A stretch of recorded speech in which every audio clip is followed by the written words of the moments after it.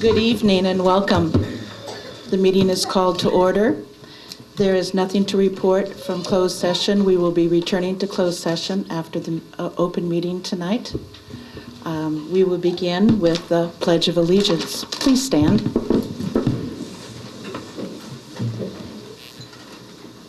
Ready? Salute.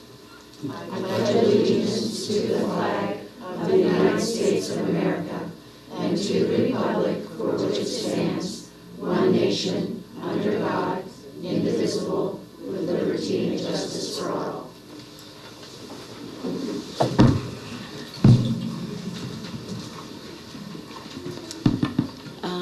Item number 7, adoption of the agenda as presented. Is there a motion to approve the agenda as presented? I want to. Motion to adopt. No, that's all right. And then I do it, right? Yeah. Okay. So moved. So moved and second? Second. All right, moved and seconded. I'd like to pull an agenda item. It is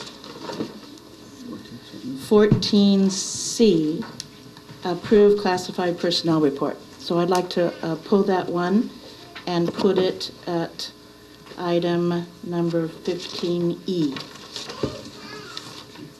All right?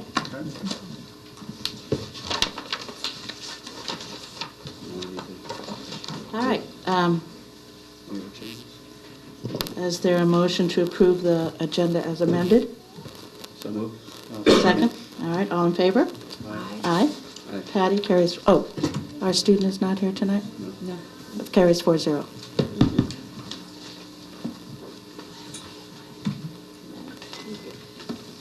All right, we're on item number 8, student staff community recognition. Dr. Shuck?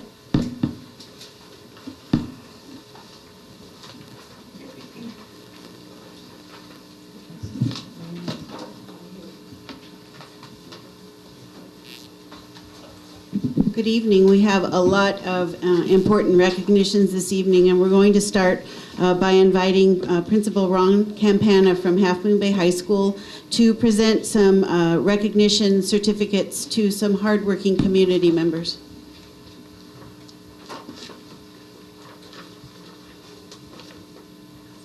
Members of the board, Dr.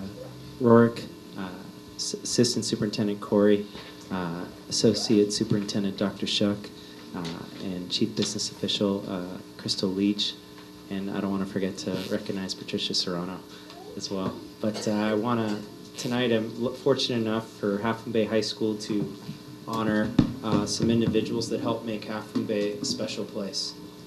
These individuals contribute a lot. There's many others that I would have liked to have honored tonight, but as I was told, you can't include all 1,000 people as far as recognition. So the list, those who are here and are not being honored, trust me, I don't, or the school doesn't fail to recognize your accomplishments and contributions, but there's only so many. So I really wanted to take the opportunity tonight to honor those who really make our school special from our community, make it a special place, help it grow, and make a big difference. The first person who I want to honor tonight represents she's the president of our Half Moon Bay High School Foundation. She basically leads our parents group and helps as far as raising money towards ensuring that we have class sizes that are reduced, class offerings that are increased, and the bottom line is making sure that teachers are supported and students are supported so that we can continue to compete with other high schools, private or public, and create a great school that we have. The first person I'd like to recognize tonight is Tracy Halberslaben from the Half Moon Bay High School Foundation.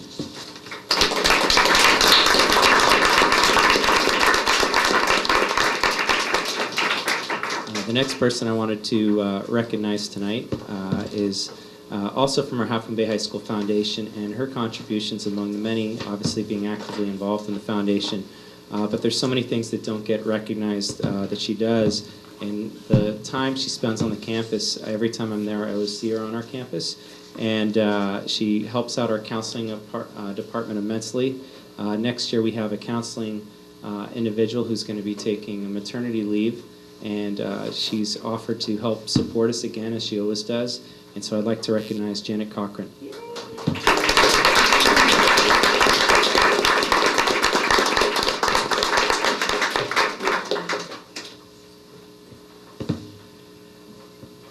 The next two individuals I'd like to recognize, they've been longtime parents in this community.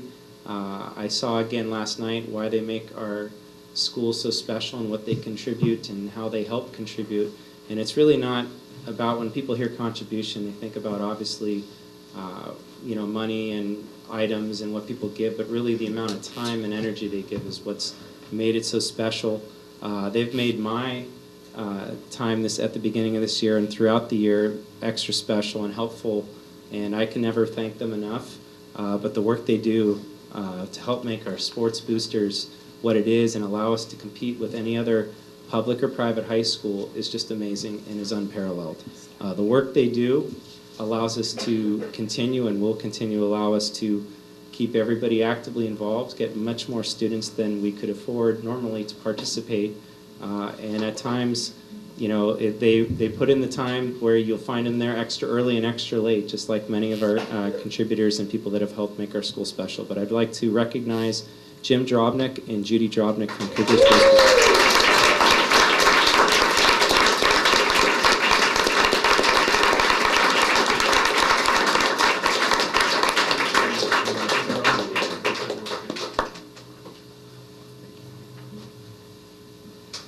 So again, when we talk about all our contributions for our high school, we have a lot of different groups, and one of the big things that I think we all would agree here tonight and going forward in our schools is how can we better support the students that are having trouble getting connected to schools, and a lot of times when you talk about that, it starts with our English language learners. And a group that's been tremendously helpful to me as far as us working together to bridge and get more of our Spanish-speaking families involved in the community, and they've been very patient with me. They're still working with my limited Spanish, but they've been very helpful and gone out of their way. One of them was even willing to be principal for the day and still has come back here, I believe, tonight. But the two individuals that have really made our school special in helping close the achievement gap and making sure that all our students are on a path towards a college way is our ELAC President, Cabrillo Aguilar, and our Vice President of ELAC, Martha Galindo.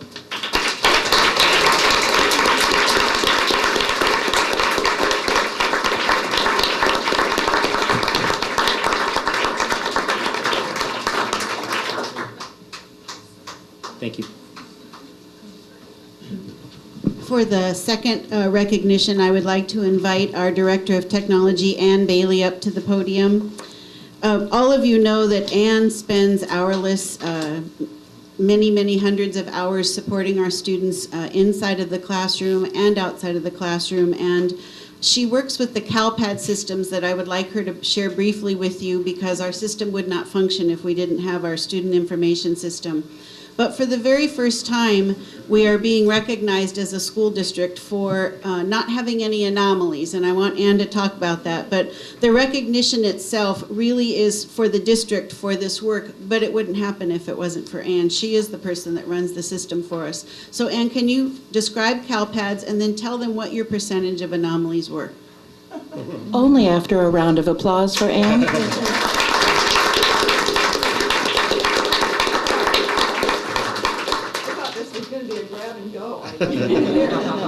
CalPad stands for California Longitudinal Pupil Assessment Database. And it's really the place where all of the statistics from the district go. And then that's what becomes the official ADA, percentages, graduates, dropouts, class size, all of that you see then somewhat later reported on websites. And I've been doing it. It was CSIS, it evolved to CalPads. It's so for about the last 10 years, there's been a unique student identifier for every student in California, so that when they leave one school, if they don't go to another school, they don't drop through the cracks. We know and can account for where they go, and if they don't, then they count as a dropout. So it's been quite an evolving process, and honestly, I think every year we've met our deadline and we've been well below the percent of anomalies. So I'm not sure why the state decided just this year to send out a certificate. But in fact, it says less than 2%. We were at 0. All right. going to invite Mr. Corey up for the next set of recognitions.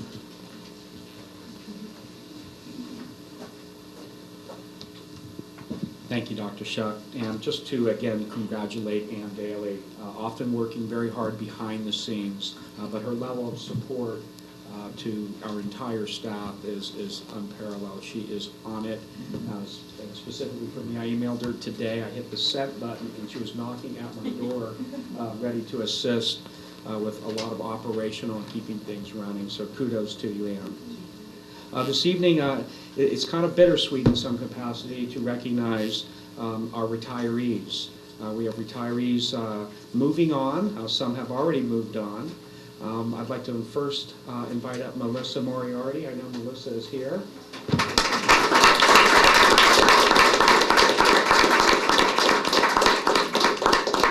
It's great to see your smiling face again.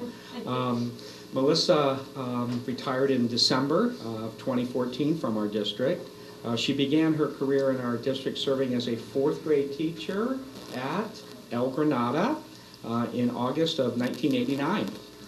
She continued at El Granada through June of 1996 and then moved on to Hatch Elementary School where she retired this past December. I remember meeting with Melissa, and when people request to meet with me, I'm always wondering, why does this person want to meet with me? And I said, I think I may know. We had a very pleasant conversation, and taking care of grandchildren, I think, was at the top of her list, and something that I know brings a smile to her face. But Melissa, we thank you for your exemplary years of service in our district. You're not just missed at Hatch, but within our district. So let's hear it from Melissa.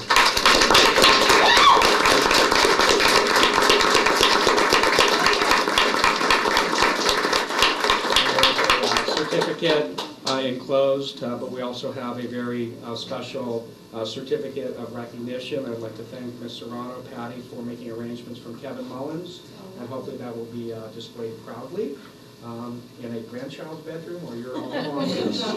But go ahead, Melissa, if you'd like to say anything, or is this a grab and go? Or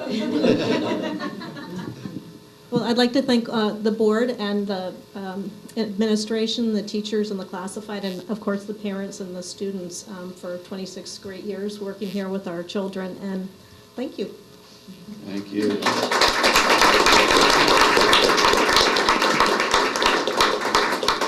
And next, we would like to invite up Jan McIntosh.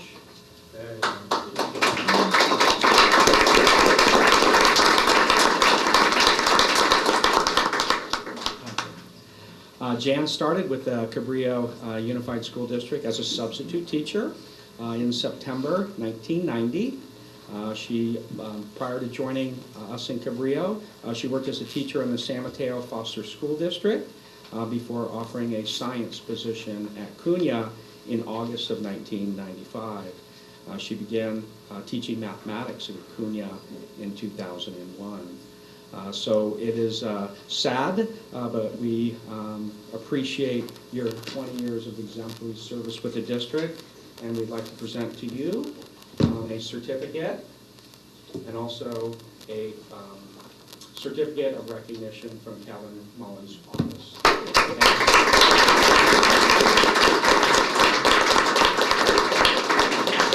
This is truly a bittersweet experience. It's so exciting to start a new chapter in my book, but also sad. I'm leaving my Cunha family, my Ohana, but it's time. Thank you.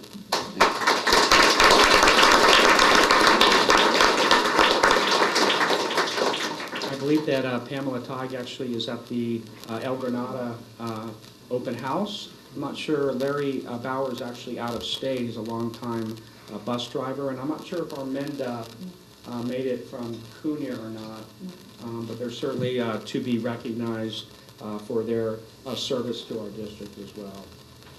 Thank you. For the last recognition, I'm going to invite our superintendent, Dr. Rorick, up.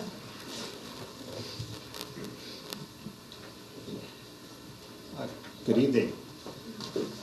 The board is well aware, and hopefully the community is becoming aware of an incredible opportunity opportunity that Cabrillo Unified School District has been able to not wander into, but be able to grab enthusiastically. And this is with a partnership with the Children's Coast Side and with Cabrillo Education Foundation under the Big Lift Initiative, which is a countywide initiative to raise all students to be literate by the end of 3rd grade. And the first initiative under the Big Lift is to expand preschool services for students for 3 and 4 years. We provide a 2-year comprehensive preschool program. And we were one of 4 communities in the San Mateo County confines to be awarded this initial grant. So 3-year grant, it's significant. Will bring 200 plus preschool spots across the coast side. Tonight we're honoring the team that put together the application and will be the team that will be implementing the grant. First off, working with our migrant ed program is Graciela Kravenschmidt.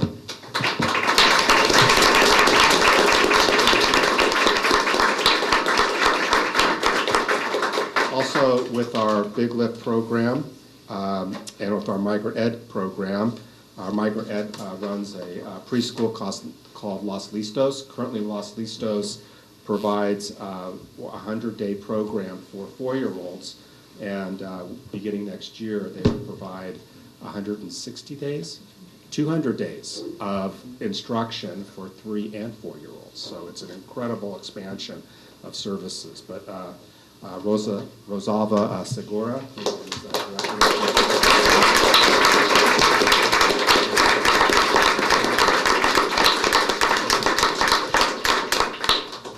and with the Head Start program across the county and working specifically here with Cabrillo Unified. I don't know if Jennifer's here tonight. There she is, Jennifer Bernard.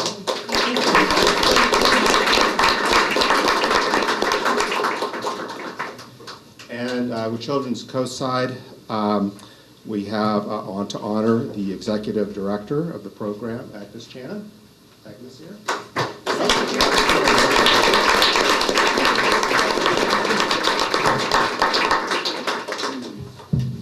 And we have a couple of members of the CEF team that were instrumental in partnering with us. We had a unique application in that typically what everyone else provided was, a school district lead and then a variety of children's preschool programs in their communities.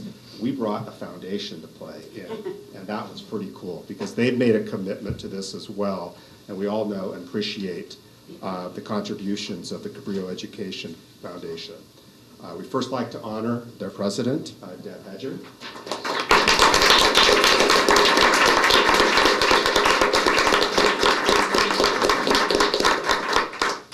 And of course, Keith Cernak is their executive director.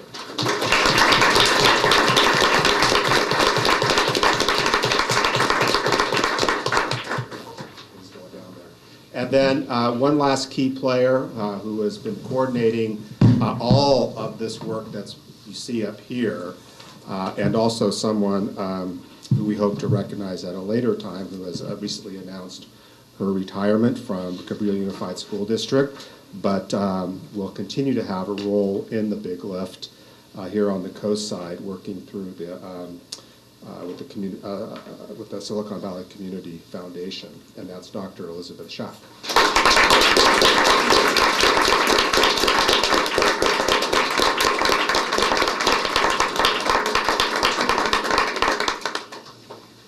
I just wanted to comment that from Head Start, we have the executive director, Angel Barrios, and from CCP, that wasn't Agnes Chan, that was Jean Bursch, who's the secretary of their board. Thank you very much.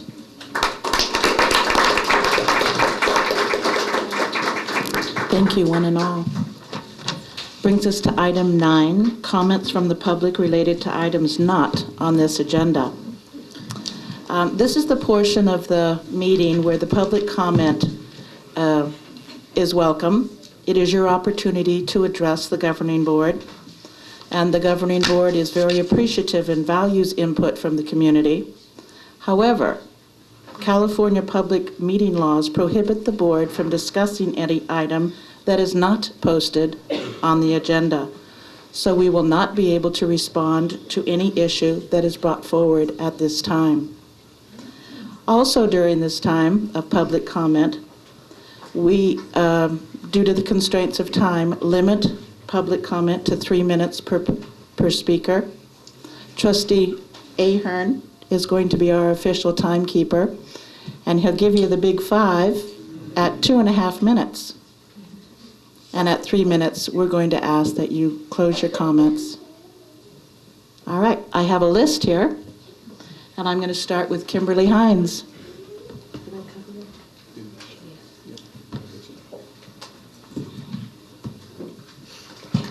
Good evening. I'm going to edit as I go along, but you have a hard copy. Participation in music education has a positive impact overall in all across academics. The FOCIC parents met Tuesday night, and I'm speaking on their behalf.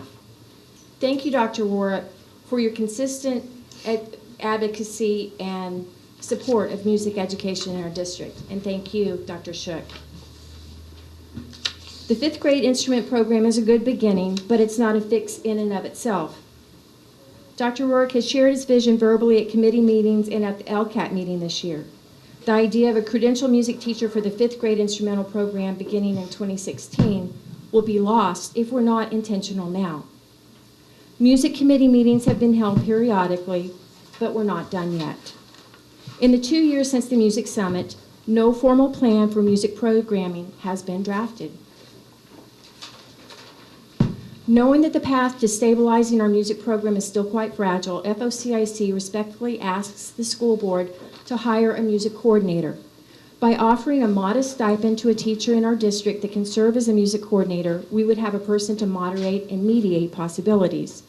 We need someone who can conduct meetings with all vested parties and draft a plan for your review by December 2015. Without such a plan, even minor programming suggestions for 2016-17 won't be considered.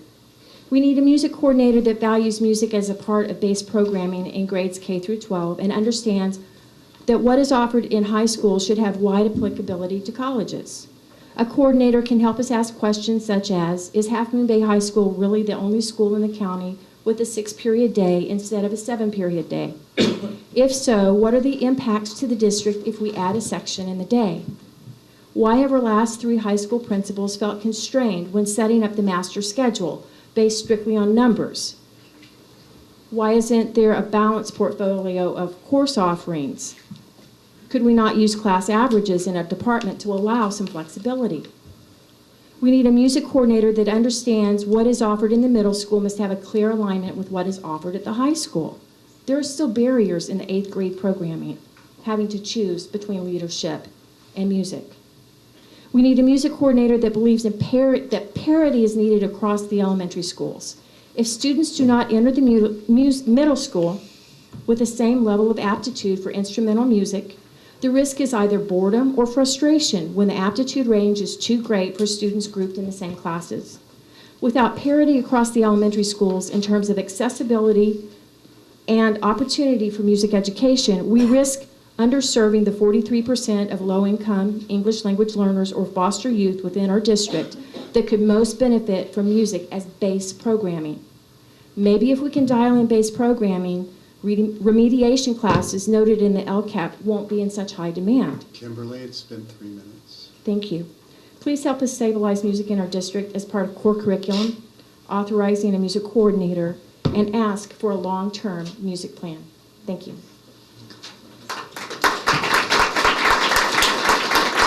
Thank you. Jim White.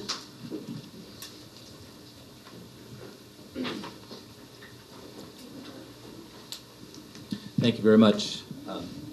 Glad to see everybody. Tonight I'm addressing the board specifically about the recent resignation of Ron Campana at the high school. A year ago this May, I wrote to the board, and I have a copy of the letter I wrote regarding the resignation of Allison Silvestri. And basically, I want to say that Again, I'm not going to repeat the email because I'll resend it to you again. The board knows, as well as a lot of the members of the community who will speak tonight, knew the barriers and challenges that Allison faced, and those same barriers and challenges were faced by Ron this year. There was a lack of communications, a lack of support from all aspects of the Cabrillo Unified School Board and probably the school district. We, as parents of children of high school age, are very disappointed and continue to be disappointed. As I mentioned, and I'll repeat, change is difficult. It needs your support from all aspects. If we as a community group continue to serve the narrow self-interest of everyone in certain groups, we'll continue to fail. Then no one will seek change. We need to understand this. We need to be introspective. Again, I'm asking you to be introspective. Please, please, we cannot go through this revolving door in this community. We need strong leadership. We need leadership that takes action, and we need leadership that understands what this community needs. So, thank you very much.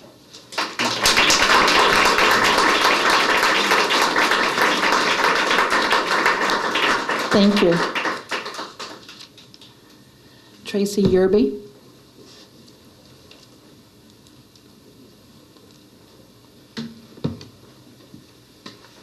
Good evening. I'm also here to speak to the recent resignation of Ron Campana. I'm a 16-year resident of Montera, and I have a sophomore at Half Moon Bay High School and a 7th grader at Cunha. How can Half Moon Bay High School be losing a principal yet again?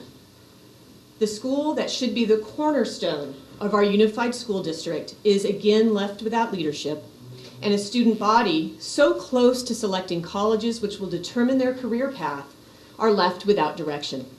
I'm extremely disappointed that this is happening again.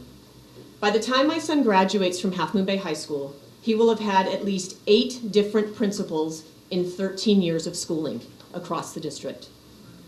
To lose 3 high school principals in a 3-year span speaks to the issues at the district level and at the school board level. To lose a principal after 1 year, a person who at least verbally had the intention to stay at Half Moon Bay High School and build on the work of Mary Streschley and Allison Silvestri, speaks volumes. In addition, our young, vibrant teachers need consistent leadership so that they can have confidence in both their course curriculum and in their administration. The only continuity is parents who drive the expectations of students and the teachers who motivate them. In spite of this, our students continue to achieve at a very high level. You can just see where our students this year, our seniors, have been accepted. And they thrive at top universities, but this will not continue. What is the district doing to mentor these principals? What are the issues and barriers to building a successful administration at the high school? And how is the district supporting administration and teachers at the high school through effective communication? Cabrillo Unified School District spends an incredible amount of time and resources on our K-5 and 6-8 student body. I've been there. The goal should be for all of these students to attend Half Moon Bay High School. Continued administrative turnover lowers student achievement, decreases student morale, reduces college and career readiness, and ultimately sends these students to other schools, weakening our district overall. There should be an open dialogue with parents, teachers, and the school board to address this very important issue. Thank you.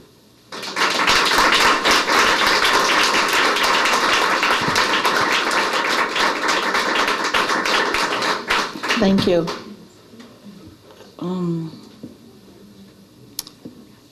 I'm going to mispronounce this name. Solia Rios Rodriguez? Zoila Rios. Zoila Rios. Sorry.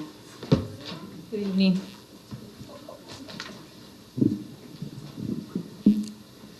I'm writing to protest the recent decision on not offering a 4th class to the two-way Spanish-English immersion program.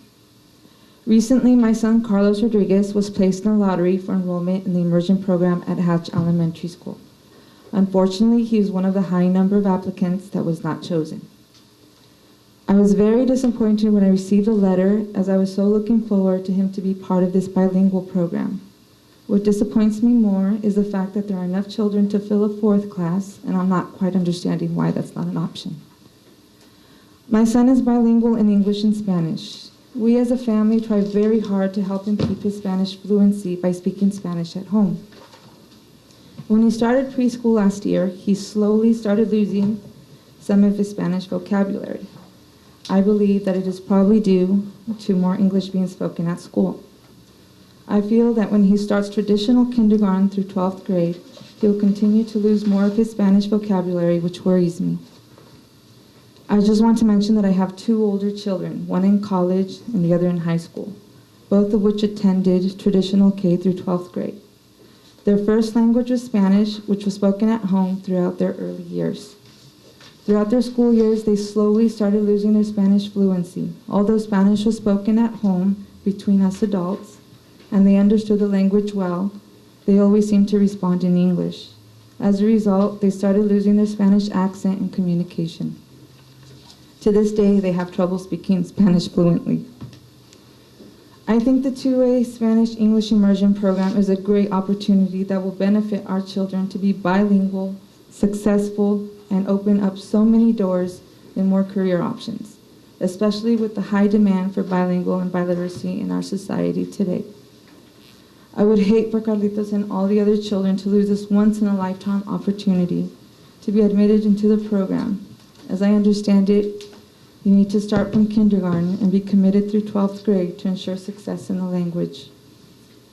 I ask that you please reconsider your decision and have a 4th class to accommodate the children on the wait list.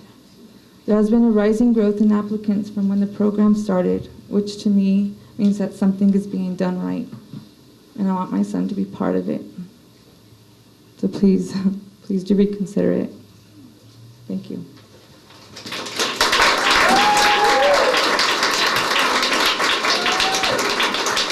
Thank you.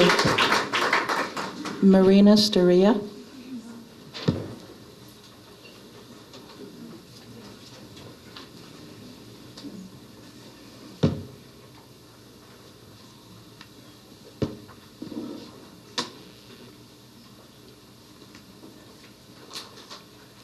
Hi. Fun to be a school board member, isn't it? I'm Marina Sturia, and for all you young folks over there, I was one of the founding members of the immersion program. Well, I was on the board, and we were looking for solutions to have the English language learners learn English.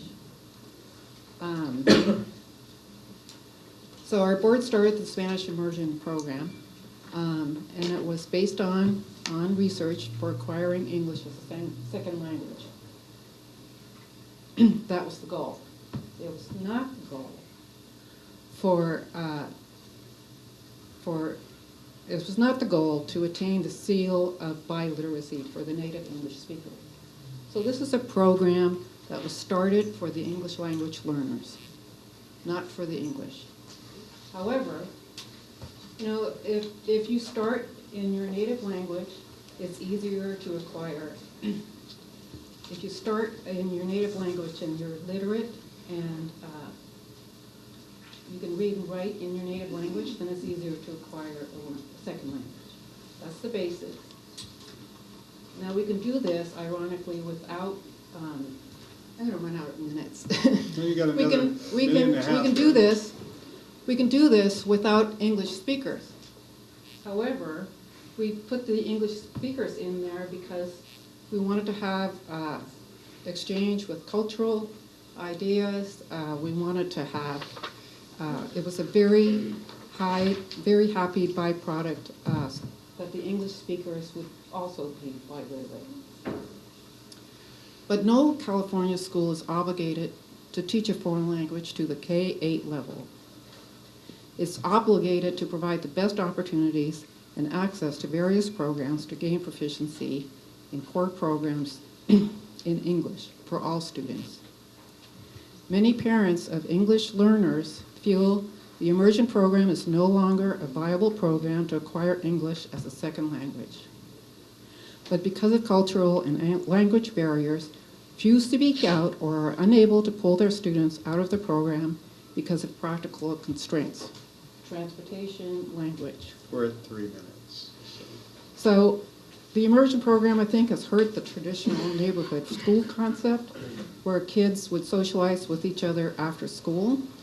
There's a, between the traditional and immersion program at Hatch, there's inequity in resource distribution, inequity in choice of programs.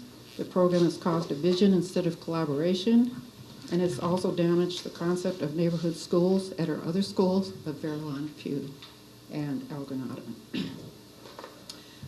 I think the immersion program is strayed far from its original goals, and I would not call it a positive progression. So rethink demographics, rethink neighborhood schools, and work with the community to see if we can get both goals attained. Thank you. Thank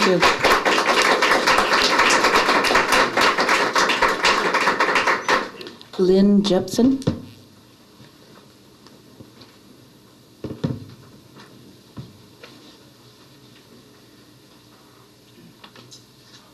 Hello, everybody. I'm actually not Lynn Jepson. She had to go pick up her daughter, and so I was here in support of her. I'm one of the lucky few that did get in. My daughter did get in for the immersion next year, but I'm here to support and rally for everyone to get into once in.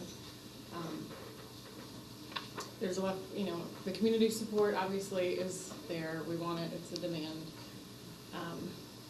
How can we make this happen for everybody?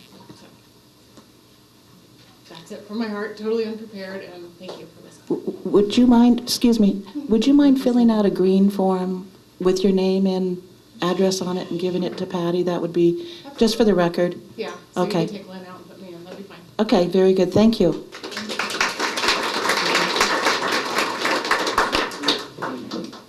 Paul Wintermute.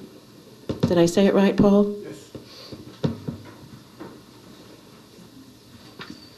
Good pronunciation, that's correct. It's Paul Wintermute.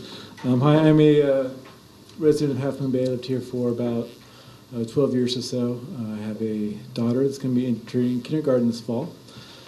And I was really excited to find out about the immersion program. I thought, wow, that's really forward-thinking and progressive, and how amazing to be in this community that has a program like that. That was incredible.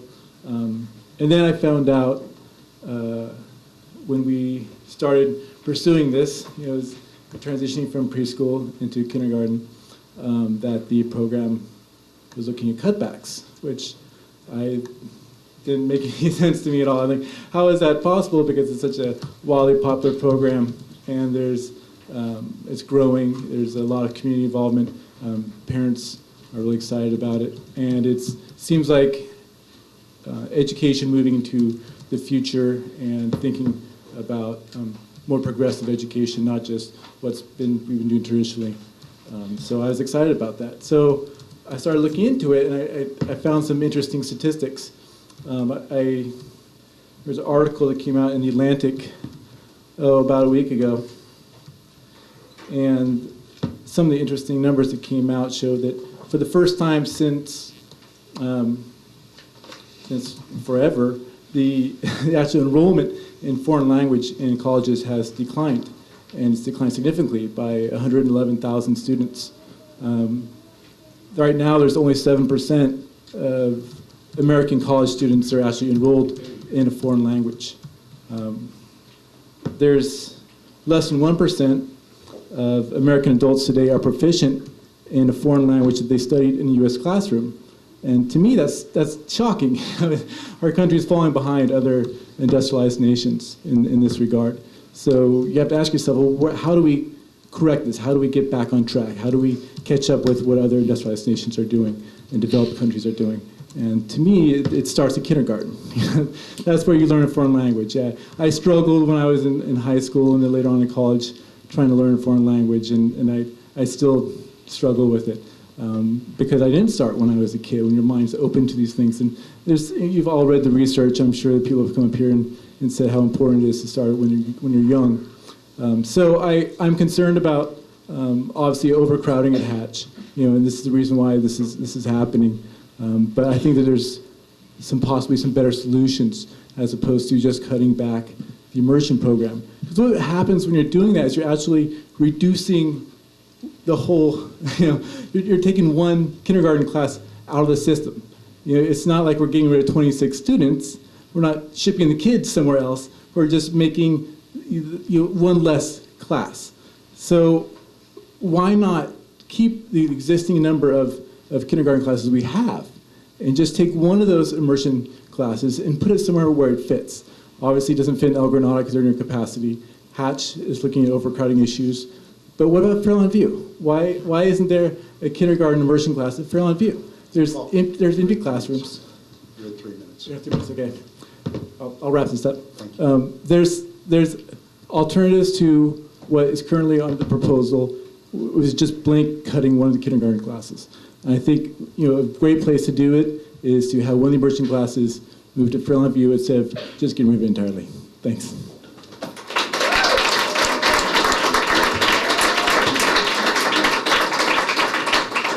Thank you. Angela Schuyler?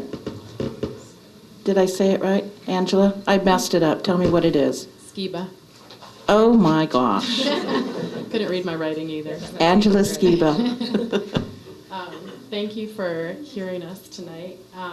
So I am speaking today to encourage you to open up a fourth immersion kindergarten class. My husband and I moved here in 2007 with the hopes that our children would one day be part of the immersion program. So now our first son is ready to attend kindergarten, and he made it on the wait list. And so we're in our block. There's 4 kids going to kindergarten there, and 3 of them made it to the immersion. So that kind of, I'm like, oh, I really want him to be part of that for the many reasons that other people said here tonight. I think it's a great opportunity to learn a new language and be with kids of different backgrounds and that type of thing. And I happened to run into John Mosley. You guys know him, right? Mm-hmm. Yeah, okay, so, and I asked him, I said, well, what do we do? If there's not enough, we want to do another kindergarten class, there's not enough room, what do we do? And I just really liked his response, and he was just like, oh, that's it? Oh, we need to, all these people want a class? Wow, we should harness this energy. Or you guys should harness this energy, use it and roll with it. If people are excited about it, there's a way to do it. If Fairlawn Fairlawn has space, do an immersion program there. And I was like, what about the concerns of having the immersion teachers work together and collaborate? And he had a great answer. He said, well, social networking, people, they can collaborate and communicate even if they're at different schools. And something else he pointed out too is that every parent that's involved, not only in school with their kids, not only helps their own child, but it helps the other kids as well. So, and from what I can tell, and my own, personal feelings about what I would do is, I feel that the, parents are really committed, they want to help out, and so the fact that, there's all these parents that help, it just helps the rest of the students. So, I think the more immersion classes you have, the better it is for all the kids. And again, harness this energy. Cabrillo Unified School District could be known as the Immersion School District, and this could define the district for decades to come. So I encourage you to listen to your people and just say yes to a fourth immersion. So.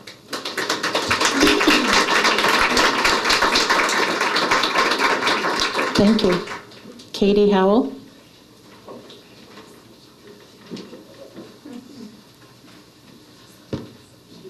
Hi. Can you hear me? Yes. My name is Katie Howell, and I've lived in Half Moon Bay for 26 years. My husband, Scott, was born and raised here, and he attended Hatch, Cunha, and Half Moon Bay High School. We have 2 boys who've gone through the district. They went through the traditional English English program at Hatch. They also went to Cunha in the high school. My oldest is now a second year at Cal Poly San Luis Obispo, and my youngest is a freshman up at the high school. We were fortunate enough to buy a home about a block away from Hatch School 14 years ago, and we felt one of the advantages of living so close to your neighborhood school was that my boys were able to walk to and from school, and actually to Cunha as well, but they were also able to play and grow up with the kids that they went to school with, because this is our neighborhood school. They both had wonderful experiences at Hatch, and in my biased opinion, the best teachers, including Melissa Moriarty, who is recognized tonight.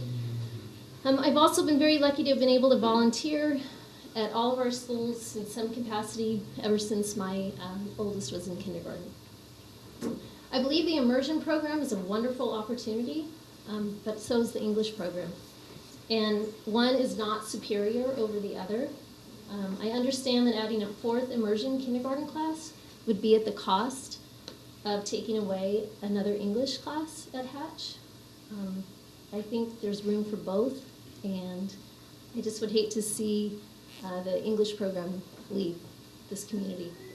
I would strongly encourage the school board to ensure that Hatch continue to have a strong traditional English program, giving the families in this neighborhood a choice. And also, in light of recent events on a different subject, I'm really, really, really sad to hear that Ron is resigning. I wrote a little something to speak to that, but I think Jim and Tracy were clear and did a great job. So anyway, thank you. Thank you. James Nieves.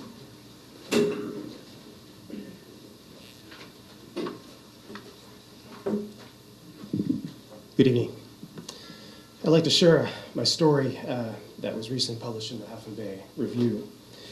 Thursday, April 30th, 2015 marked the 40th year since my mother and I fled Vietnam. I would be remiss not to share my story in light of recent cutbacks in the Spanish immersion program at Hatch Elementary. You see, my father was a Latino serviceman in the U.S. military and met my mother during his tour in Vietnam. They fell in love, and I was eventually conceived. My fate was sealed as I entered a world of turmoil as a multiracial baby. If it were not for my mother's courage, sacrifice, and sheer will for a better life, I simply would not be here today. At a recent school board meeting, my passionate and dedicated wife, Jessica Nieves, referenced my story as she spoke in front of more than 200 people. She spoke with conviction in hopes that her speech would strike a chord with the school board. She spoke of my courageous mother who sacrificed everything, including leaving her entire family behind so she could provide a better life for me. She spoke of how my Spanish-speaking father chose not to pass on his native tongue so I could assimilate into American culture. Most importantly, she spoke of the importance of the Spanish immersion program. She explained how eliminating a fourth class would diminish the achievements of the currently enrolled students, as well as shatter the hopes of families who want nothing more than to provide a better alternative education for their children. She spoke with great fervor as she left her heart up on that podium, very much like my mother, leaving her heart in Vietnam 40 years ago. While the decision has been made to eliminate the fourth class of Spanish immersion, I must say that I'm appalled by the short-sightedness of this decision. As a result, my daughter, who unfortunately was not one of the names drawn by lottery to participate, will be refused this opportunity that also eluded me as a child. The result of the board's cutbacks will affect future generations and impact the promise of unity of our culturally diverse community on our beloved coast. I know this issue pales in comparison to my mother's plight as she fought for her life and mine in a country in strife, with thousands of families desperately trying to protect the welfare of their children. The visual of Vietnamese citizens climbing over each other to scale the barbed wire gates will forever be etched in our minds. The fall of Saigon was upon us, and the communist regime would soon take over. Families were torn apart. Mothers were forced to give up their Amerasian children to the hands of the Red Cross with the promise of a better life for their children, or face their demise in the clutches of the communist army. My 4'5", 85-pound mother had a mission. There was nothing in her path she could not overcome. My mother fought her own battle just as my wife is fighting hers, along with other coast-side mothers and fathers who want to make a difference. The immersion program deserves to flourish, not be shuffled away as just another future topic of discussion for the school board. Our families deserve much more. Miraculously, my mother and I, with nothing more than the clothes on our backs, were on one of the last choppers to escape Vietnam. We were lifted to safety, but with heavy hearts as my mom bid farewell to the family she left behind. The symphony of bombs could be heard off in the distance as the chopper made its way toward a better and brighter future for us all. We would soon be reunited with my father in California to start a new life. My mother and father stayed together for 46 years until his passing 6 years ago. I'm now 42 and have two beautiful daughters, Emma and Evelyn Nieves. I wish my father was alive today so he could get a second chance to teach my girls Spanish. I know he is watching over them from heaven, and maybe, just maybe, they could, from their bedside, have a conversation with him in Spanish. Thank you. Muchas gracias.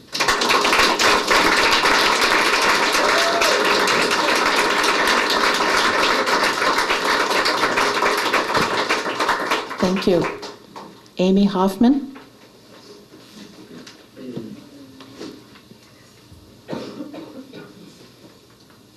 Hi.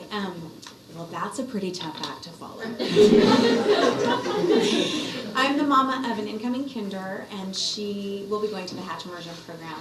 I'm here to urge you to add that fourth kindergarten because I do believe that by cutting back the program, you are weakening the program as a whole.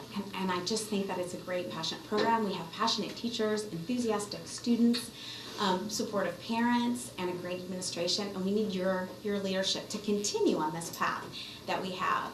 I've also been a little disturbed that this has to happen every spring. I mean, doesn't it annoy you? This is annoying. We're annoying. And we have a lot of energy, and we're going to continue to be annoying. But we really want to work together with you to make this happen. We have a lot of, I think Angela outlined a lot of possibilities to make it work. You know, we're in it with you. We want to be there to make this work for our kids and our friends' kids and for them as they grow old. We want to make it easy for you guys to create a legacy instead of to do nothing and have this happen every spring.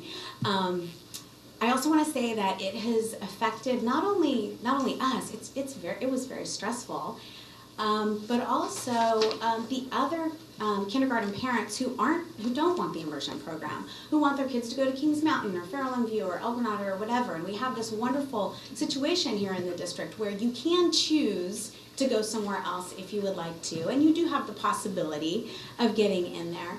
But what's happened is when you take 24 kids and say, okay, you're not doing the immersion program, now all of a sudden they have to figure out what their second choice is across the district, am I right? And it's messing up the possibilities for those other parents who have their first choice to go to Farallon View or El Granada. So what I'm saying is that this situation not only affects us, it affects all incoming kindergartners. And I urge you to reconsider this and to create that fourth class. Thank you. Thank you. Any other green sheets? All right. Thank you. We're moving on to item 10, representative reports. I see our favorite CUTA president coming to the podium. And immersion, don't leave for a second. Mr. Cox. Okay. First of all, about, 8 years ago, Pat Morris was the president of the union, and he said, hey, Tom, come in and help out. And I said, well, what do I have to do? He goes, just be the vice president. You have to do nothing. Just sit in the back of the room. And so I said, sure, and I did it. And then he resigned a week later. And I got the job of the president. Now, for the last, whatever it's been, 7, 8 years, I've been trying to use common sense. I've been trying to talk behind the scenes. I've been trying to do the best I can for things that I think are right on this district. As you know, I've been here for a long time. The kids are all I care about, and I've been fighting it. This will be my last one tonight, and I will introduce the next president at the June one. And the reason I want the immersion parents to stay here is communication. I keep hearing people talking about communication. I heard the high school parents talking about communication. And then I read the Half Moon Bay Review last week, and I almost blew a lid. The communication in the Half Moon Bay Review by the immersion parents was just uncalled for. It was inaccurate, it was wrong, and as the union president, I couldn't believe it. It blamed the union, which has never had a conversation, never put it on the agenda, never talked about it at a meeting, yet we were blamed. And I'm amazed that union bashing continues. constantly and continues on. And as I move on and continue to teach your children, we need to stop that.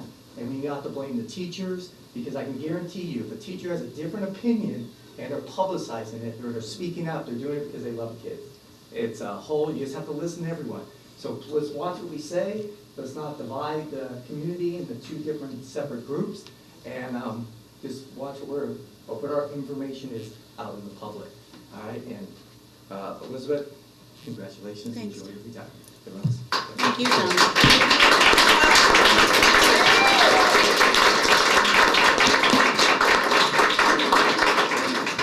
CSEA, Stig, are you here?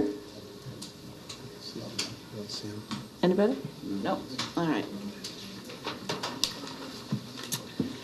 Item number 11, reports, information, and presentations. Dr. Shuck?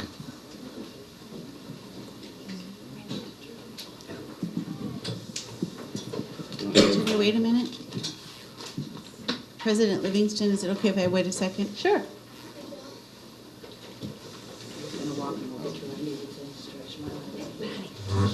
Thank you. I need to move? Yes. We have a presentation on the screen, so board members might want to move to the side so you don't get blinded by the light. Yes. Those would be great words for a song.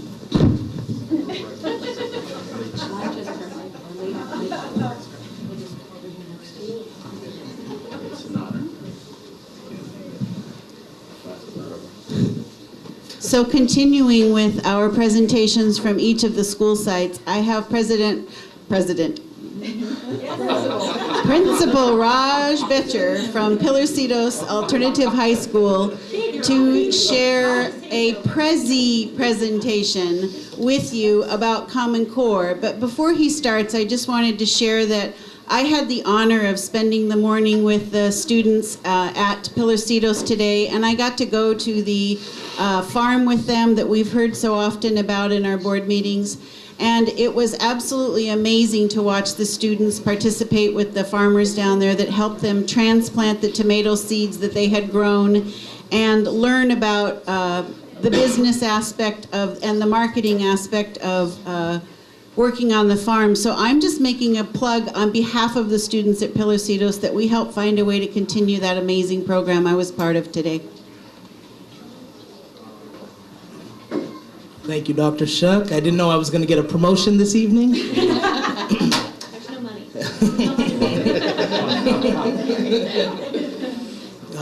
Good evening, esteemed Cabrillo Unified School District board members, district office leadership, and San Mateo County Coastside community. I'm here tonight to present to you how Pilarcitos High School is implementing the Common Core state standards. The way I've organized the presentation is to look at a few activities, Common Core aligned activities that we have implemented at Pilarcitos successfully that are Common Core aligned and fall within one of the 4 C's of critical thinking, creativity, communication, collaboration. They are the 21st century skills and the flag that the Common Core waves, if you will.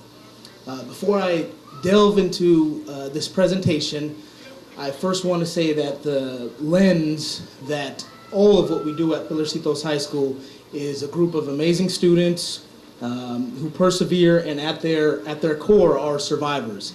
They intimately experience instability, such as having parents who work 2 jobs or in some cases are incarcerated, mental health issues such as anxiety, stress, depression, underperformance and academic trauma. Many of our students have not had access to modes of instruction, methods of instruction that address their needs.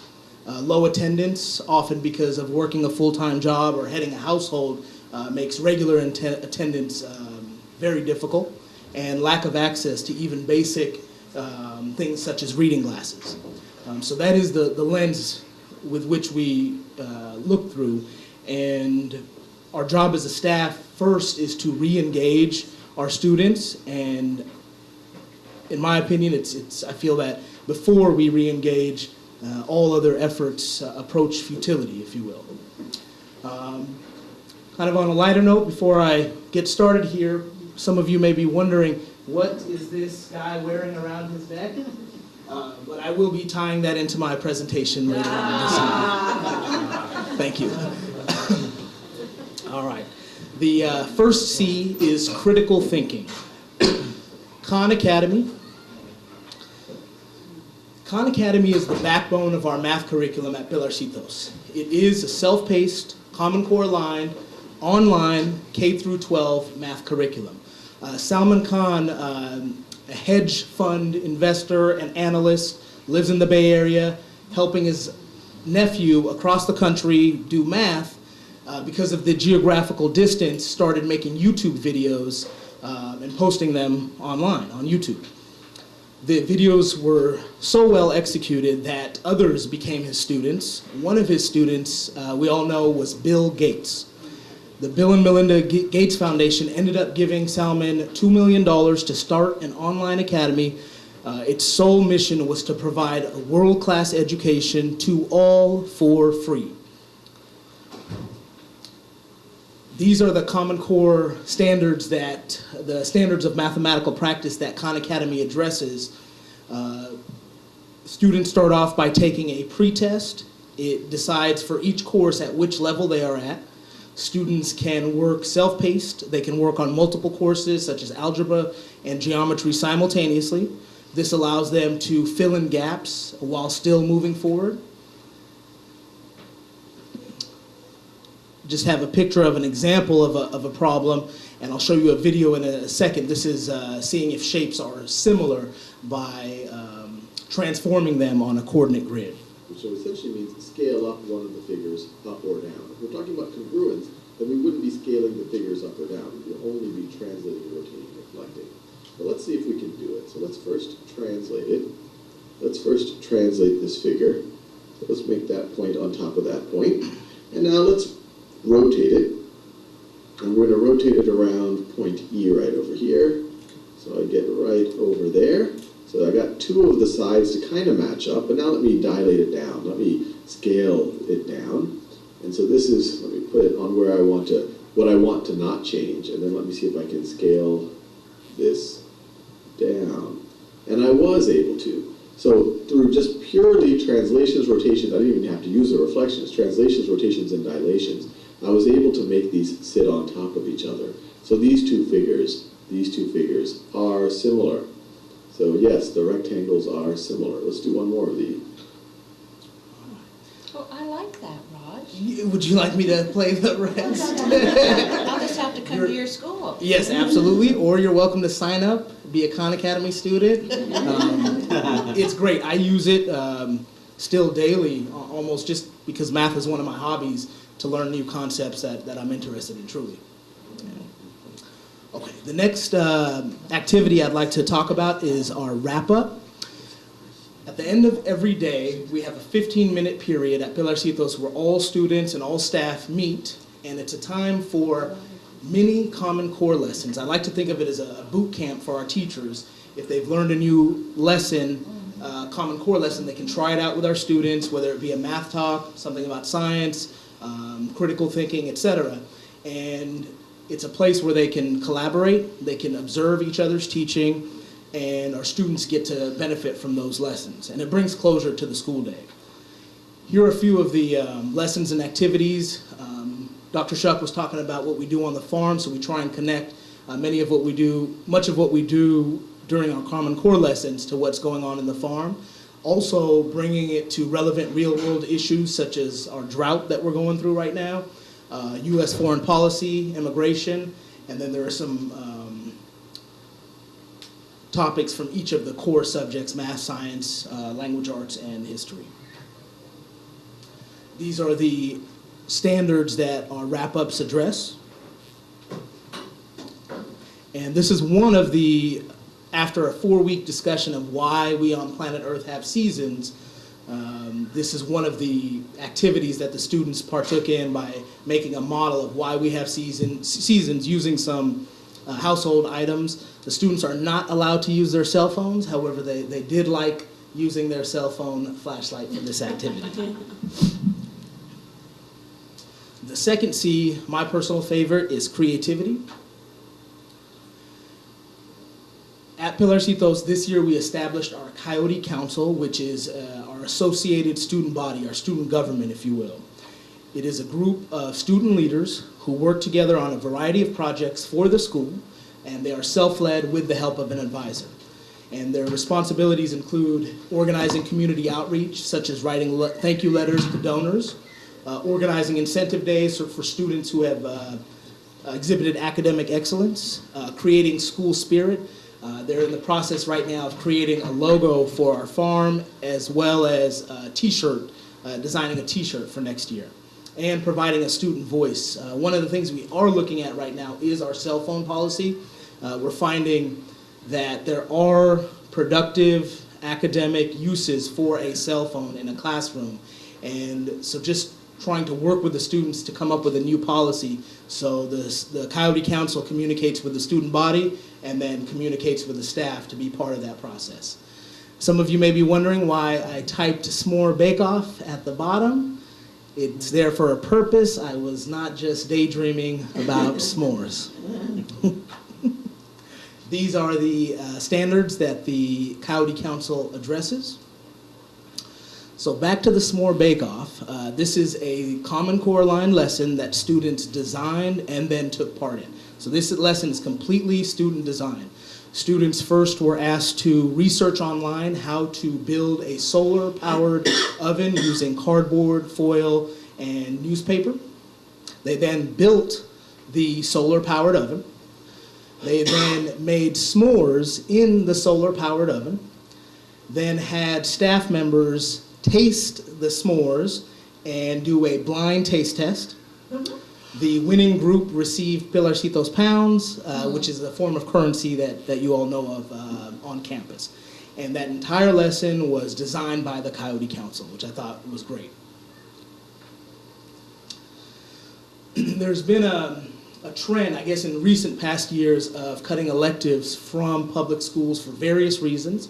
I see that trend kind of swinging back around the other way, fortunately, and I think the reason is there have been numerous studies that show that connecting students with elective activities such as art, music, and chess, or other elective activities improves students' performance in core academic areas. Is Kim still, oh, she's still in the house, okay. These are the standards that the electives on our campus address. And here's a, oops, and we'll move on to communication. Sorry about that. Let's see, hold on. Okay, anyway, there's a picture of some students creating a mural, et cetera, et cetera. Sorry about that. Our second C, or third C, is communication. We have a class at Pilarcitos that started this year called Teen CERT, and CERT stands for Community Emergency Response Team. It's a class where students learn about disaster preparedness and how they can assist disaster and emergency personnel in a real-life disaster that may happen on our coast side. On May 22nd, not this Friday, but next Friday, our entire staff and students, along with the Teen CERT teachers, will participate in a first aid, basic first aid medic class. It's a 4-hour class that will teach students CPR, as well as how to use a automatic electronic defibrillator, along with other skills, and they will come out of it with a basic medic aid first certification card, first aid certification card, that they could present to policemen or firemen, ambulance at the site of an emergency and be of assistance. These are the standards that our Teen CERT class addresses. Next, Career Week. Possibly one of the greatest weeks. We've done it twice. Assistant Superintendent John Corey was part of it both years, as well as many community members, Rotary. And what it is a week where professionals from our community come to the school and teach students about real-life skills in the areas of resume and cover letters, networking, social media, human resources, financial planning, interviewing skills, and communication. The week ends with students dressing up for an interview, going into one of our offices with a Rotary member or two Rotary members, shaking their hand, looking them in the eye, and interviewing, doing a mock interview for a job that they've prepared to interview for. And it really, really was a great week and something we're going to do year after year at Pilarcitos. These are the standards that Career Week addresses. And here's just a sample resume. One thing the students are also going to learn is how to put their resumes in a form on LinkedIn. That seems to be the future of resumes or networking. I learned a saying, I don't know when it was, but I really like it. I'm going to pass it on to all of you, and you can have it. It says, you can either network or not work. Okay. The last C is collaboration. Coyote Farms is the project that Dr. Shuck was speaking of, and I'll just read this for you. The Coyote Farms program integrates life science concepts with organic, sustainable farming practices to provide hands-on science instruction. Students collaborate to work on the immediate and long-term needs of the farm. The Coyote Farms program also supports other core content areas through the marketing team. The marketing team collaborates to make key decisions regarding the Coyote Farms brand, such as a logo. Budget, product development, advertising, and planning are all responsibilities of the marketing team. And students, kind of in a nutshell, grow or sustain using sustainable methods, grow produce, learn agricultural science from our science teacher, market themselves and sell the produce to senior citizens, ill or socioeconomically disadvantaged members of the coast-side on a sliding scale. And all the proceeds go back to support the program or support education at our school. These are the standards that Coyote Farms addresses. And here's some pictures of students on the farm.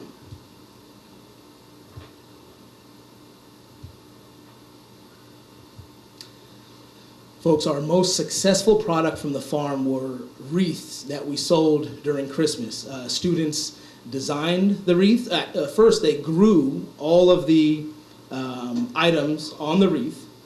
They designed the wreath. They made the wreath. They made a website to sell the wreath, and then they delivered the wreath with myself to people who had bought it. And financially speaking, like I said, it was our most successful item that we sold, so we're definitely going to repeat that this Christmas. So you are welcome to pre-order a wreath. If you like, just contact me. That's right. Next, our science lab. The focus of science lab class is to provide students time to explore physical science concepts through investigations in labs. Students work collaboratively to document steps, record results using technology, and create presentations to articulate their conclusions.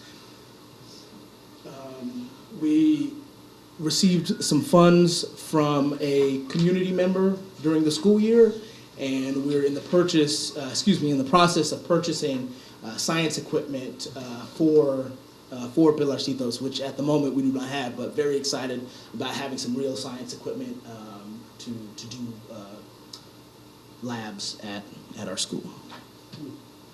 And folks, this is the standards that the science lab addresses. And here's a picture of a student. Don't quote me, but I believe the student is testing whether pen ink is a solution. But again, I'm not. Choreography. I'm not sure. Chromatography. Paper chromatography. Thank you, Mr. Ahern. Folks, last part of collaboration is our community outreach, and we have a program that is going to begin fall 2015. It's called Big Coyote, Little Coyote. Many of our students don't have, and again, back to that network or not work statement, many of our students don't have access to professionals in the community. They don't move in those circles. And so created this program with the help of the Rotary and a lady named Teresa Adams, who is a Rotarian. And what it is 10 Pilarcito students meet one-on-one with 10 different Rotarians. We match them based on the different challenges they've had in life and their interests and personalities. They'll sit for about 40 minutes, have a conversation about life, different challenges, academic, personal, and share a beverage and something to eat. And by the end of the school year, the hope is that this Rotarian and this student will have a relationship with each other that may lead to an internship, job placement, but at the very least, it's that I know you now, you know me, and this may lead to something good in the future. Folks, Coyote Society is in our second year. Very proud of this program. The SAL, Sheriff's Activity League, Deputy Sean Chase runs the program. It's where some of our students go to Cunha and work with Cunha students who may be having difficulties with academics, behavior, and attitude, and just, again, developing that relationship and mentoring the students at Cunha and the Cunha students giving back to the students at Pilarcitos, and it's a really strong relationship, and again, something we'll definitely continue in hopefully every year. And these are the standards that Coyote Society and Big Coyote, Little Coyote will address. And folks, we could not do any of this without our wonderful teachers. Thank you for your time, and I'm definitely open to any questions you may have.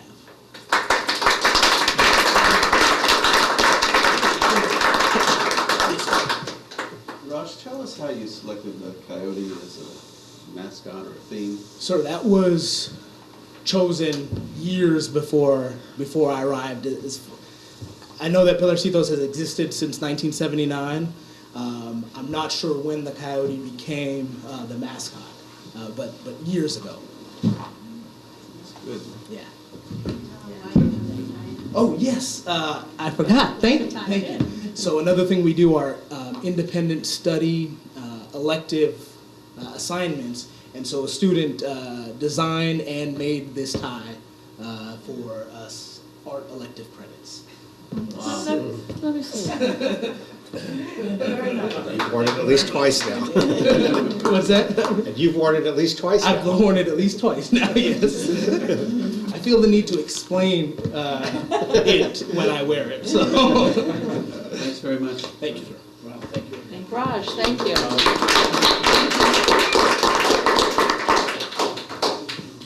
I'd like to place my order for the Christmas wreath. I'll let you order a tie. No. It brings us to number 12, discussion items. Discuss the draft Local Control Accountability Plan, known as the LCAP. Dr. Rorick. Good evening again.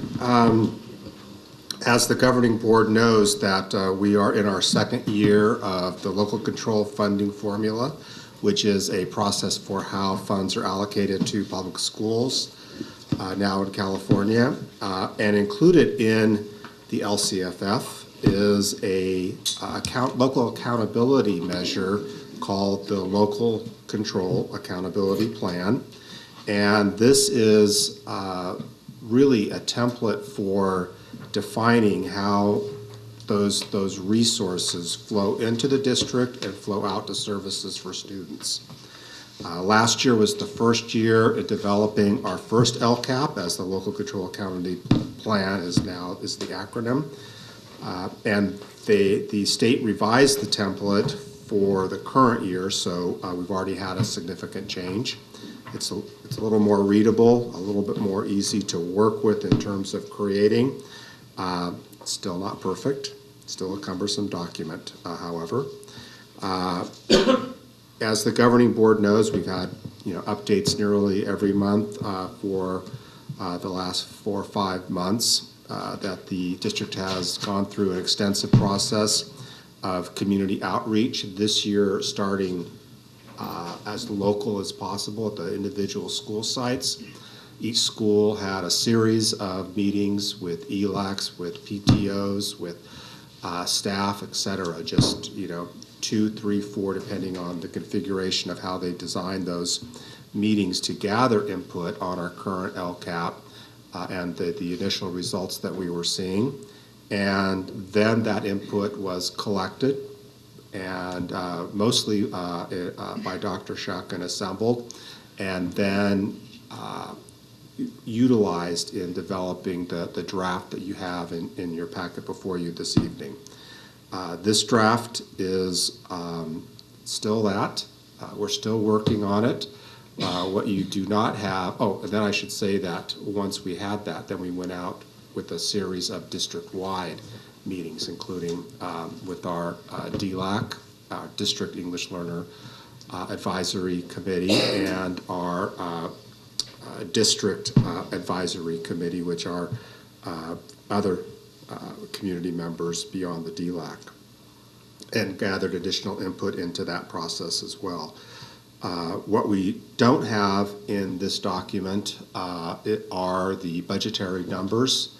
The May revise was just released today, still early. A little later I'll give a brief update on some of the key highlights of that during my report, but that information will be brought back to the board when we present what we believe will be the ready for adoption. That'll be at the June 4th meeting. At that time, the board will conduct a public hearing on the document, and then at June 18th, we'll ask the board to approve the document. So it's a two-step process that cannot be done at the same meeting. It has to be done at two separate meetings for both the public hearing and public comment, and then for final adoption. But even though the governing board has been directly and indirectly involved in the development of the LCAP, this is really your first opportunity to be formally presented with the document and your opportunity to discuss and advise staff on the document itself. Before I turn the conversation over to our President, Kate Livingston, I would just like to add that within all of this, we have been able to prioritize what we would be adding to. Our recommendation, this LCAP document, keeps in place all the services that were provided this year, and we also, through the feedback that we received, have a priority, not really of new services, but expanding current services. Those include additional time for the community liaisons, adding ELD and expanding ELD opportunities, especially at the secondary level, and supporting a new ELD program that is being introduced next year, and expanding AVID courses at the secondary levels as well. So those are the key areas. There are other ones, but those are the ones that really bubbled up.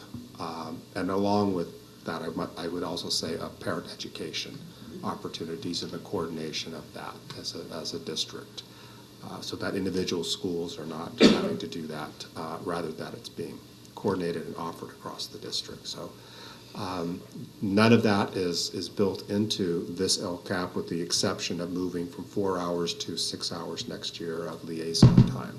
That was in the original LCAP, that progression, so that continued. But the rest of it will be applying as we look at the May revise and the dollars that may be available to us, and that we expect to be available to us for next year. All right, is there a discussion, any questions? It was a bulky document at over 150 pages. It took me a while to go through with it. I don't know.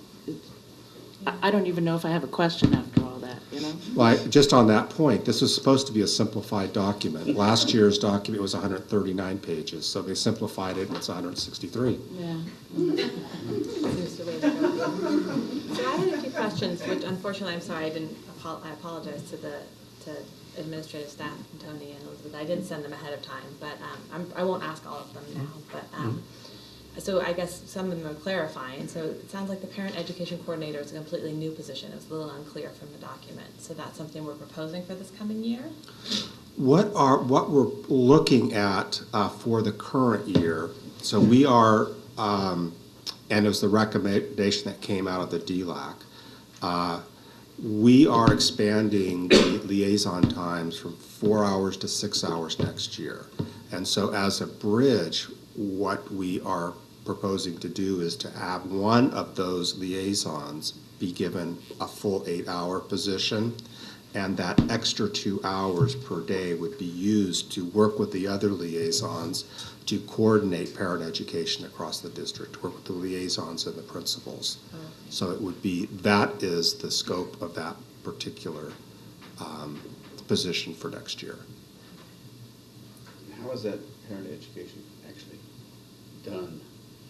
Most of the parent education is provided through county resources that are available, but you need somebody to be able to go find where it is. I mean, the library does parent education, and be able to advertise it and make sure that everyone, rather than having all 7 schools searching this out, but being able to survey parents and understand what the need is, and then linking to existing opportunities. There's a lot of rich opportunities for parent education here in San Mateo County. It's just having someone who has the responsibility to go and find and then bring it here to the coastside so it's available. Exactly. And then advertise it to the communities so that the community could then attend and participate. This document's challenging to look at in a PDF format, although I think it's going to progress. At least I'm optimistic in that level. But it certainly has a level of transparency that can help the whole community understand, where the money goes and how it's being applied and how it can be updated and keeps it kind of alive. If you can find somebody that wants a project, I suggest they take Raj's Prezi format and try to put this in that, and we might be able to actually navigate it and really understand it. Interactive technology. Well, we will make that suggestion to the county, who can hopefully suggest to the state. Unfortunately, we are legally prohibited from making any changes to the template. We are legally required to use it as it is. So another quick clarifying question. There was a mention of data that was used, qualitative and quantitative, and I know that when it was first created, there was data, both qualitative from our strategic planning process and then the quantitative, which were the different numbers and truancy and expulsion rates. I was just wondering if any new data was gathered this year, and whether it was the qualitative or quantitative, and I didn't see it noted anywhere here, so I was just curious. That's the challenge of this process, is that you're being asked to update the community on the success of implementing our plan, but we have to do that around winter break when we're barely in the year, or not far enough in the year to really be able to quantify the success of the plan in a given year. So it's if I were the author of all of this, I would have there be a 1-year lag in terms of actually reporting data, so that you at least have the opportunity to complete a year. So you will see that in next year's LCAP, the complete update of the data, because from this year. Right. Okay. And it'll be that same data. It'll be truancy data. Correct. Rates, it'll be okay. Yeah. What about the money? You said that that had just been released today, and I know that there are different things that are going to require monies. Are we going to have enough? I mean, what happens? I mean, what gets cut if we don't have enough? Well, we will have enough to provide the services that we are currently providing, clearly. Okay. And then where do we apply any available dollars that may be available? Are we anticipating some of those? Based on the way the economy is going, they may revise, yes. Okay. How much? The interesting thing about this is that this document really only pertains to the supplemental and concentration dollars. It does, which is a small percentage of the overall budget. It doesn't really have anything to do with the majority of the general fund. So that portion does not increase at the same level. So we have to look at how that portion of it increases. Of course, districts are always free to direct other general fund monies to support these initiatives. And, but then, you're competing with other needs as well. As we always are. Do you have anything more? Yeah, a few more. So one of it references a lot the district master plan for English language learners, and I understand that there was a revise done this year. We were going to talk about getting a presentation on that at some point, and so I was just curious if that was going to be attached to the LCAP for other people to also see that as well, because it seems like it's an integral part of that, and if we were also going to get a presentation, and I apologize if I got it and I didn't know about it. So Katie is working on a one-page report that we want to send you in one of your weekly reports before the end of this school year to let you know what the plan is going forward for next year with the new program that Dr. Rorick referred to. The master plan will be rewritten this summer based on all the work that's gone on and what the programs will be and the courses will be for the students for next year. And I believe it's September is the month that we have scheduled for Katie to come and do a presentation for you on English learner programs, including data on where we are and where we need to get to and what our new programs encompass. Okay, great, thanks. Thanks, Katie. All right, Michael, anything? Kurt? All I right. have one more comment. yes, of course. There were on two parts. There were kind of a summary. It looked like a summary of comments from other people, maybe from your community groups. And some of those things seemed like they got reflected in the changes. Some of them didn't. There was on board packet page 139, and then on page 157. And some of those I thought were really interesting. One of them was creating more opportunities to re-engage students who have become unengaged. And I didn't really see that was then addressed at any other point in the LCAP, and it's just something that I think is really important. We have our examples tonight from Pilarcitos and what Raj is telling us of what he's doing. We have the music discussion, kind of innovative science things we could do. It just seems like that would be an important thing to kind of flesh out at some point so that it just seemed like it's an interesting comment and one hopefully we can put more resources into.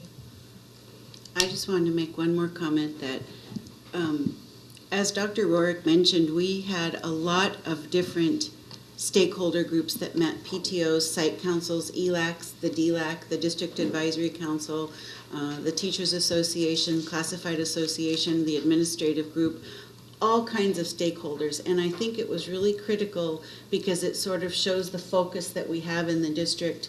The 5 things that Dr. Rorick mentioned came up in every single meeting that we had. It wasn't as if there were 75 different things that people were interested in. It was the same 5 things repeated. So I think that really shows the synergy of the staff, the community, on what are the important things they want to see continued or increased when funds are available in LCAP. And I only actually listed 4 things, because as I'm looking at that, I was reminded of the 5th one, and that is the reading intervention teachers. I had written it, but didn't realize you had Yeah, I know, I skipped over that one. So just quickly, could you review those 5? It was Those liaisons. Those 5 are the liaisons and parent engagement. Parent education, AVID courses, ELD, and reading/intervention through at least CUNY. All right. Thank you. Okay, you're most welcome. All right, we're on to item number 13, communications. Board members, Kurt, do you have anything? Dr. Raymer? I'm going to yield my time to my colleagues tonight. Freya? So I'm continuing my spring meetings for the school sites, and so Raj, I'm going to come out, did you disappear? To the farm again, hopefully soon, and also up to Kings Mountain, and made it to Fair Longview, El Granada, Cunha, and the high school over the last month and a half to both meet with the principals and also to meet with the teachers in the staff room and have lunch there and chat informally. And that's been a really wonderful way of just getting information from school sites in a real informal way. And also great meeting with Senator Hill.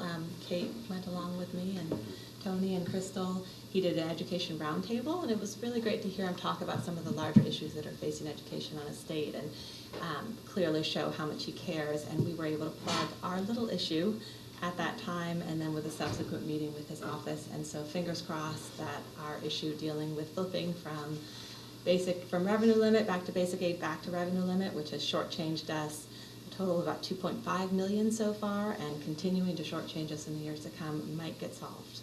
So keep your fingers crossed over the next month or so for that. But that No was jinxing, no jinxing. When you hear, when you hear the loud scream from Crystal, you'll know. Looking forward to it. Okay, but we're further than we were over the last 4 or 5 months. It is hopeful. And it is something we've mentioned to the PTOs. We never actually had to get letters from them because Senator Hill's office has been so accommodating and understanding of the issue. So that's been really great. Yay. Michael? Yeah, well, a few weeks back, I had the great pleasure to once again convene with the music committee, and it was a great meeting. There was a lot of really great conversation. We brought in Nancy Coffey from the Palo Alto Unified School District. They have a wonderful music program there, and Nancy came over early in the day. We had lunch and discussed our school district. We had provided Nancy with some answers to a lot of questions about our school and our current musical programs, the types of students that we serve, the different school settings, and kind of put together a plan. I guess I would say a plan of attack for next year that's, I think, unprecedented in terms of what we hopefully will be able to do to enrich and sustain a music program throughout our schools moving forward. So I'm really excited about that collaboration. I'm really excited about the people that are on the committee, and I'm looking forward to those meetings next year. Very good. I have nothing. So our student is absent today, so Dr. Rorick, it's to you. I'd like to start off, and I wish Mr. Cox was still in the room. On Monday, the Kent Awards celebration was held in Foster City. It was a tremendous event that the administrative team here attended, along with the site leadership at Cunha. Of course, Tom was there, and of course, 2 students were there. And of course, they were the only students in the room, other than some students who were performing for us, but no other, even though every other award was being given for student programs, only Cabrillo brought kids to share what was going on in their programs. And these 2 students did an incredible job. Of course, Tom didn't say anything. He put his 2 kids up there, and they spoke eloquently about this program. And I say, of course, Tom didn't do anything, because that's the beauty of this program, is that it's leadership and student leadership, and that's what he builds. He builds student leaders. And it was just a great evening. The proclamations, all the awards that were given, the plaque, the whole thing. It was absolutely wonderful. Very happy to have shared that. I also wanted to just briefly, because this is happening so quickly, with the news that Mr. Campana is moving to another district in another position. I just wanted to make sure that while a press release is scheduled to go out tomorrow, I want to take this opportunity to further let the community know that the position has been flown, and that we will be holding a community meeting on May 19th. I believe that's a Tuesday, at 5:00 p.m. at the high school. And this will be an opportunity for community members to provide input into the ideal characteristics and develop a profile for the new Half Moon Bay High School principal. Earlier that day, I think at 3:30, we will also be holding a similar meeting for high school staff to provide their input. It's our intent to have the position selected in time for the governing board to appoint the new Half Moon Bay High School principal at the June 18th meeting.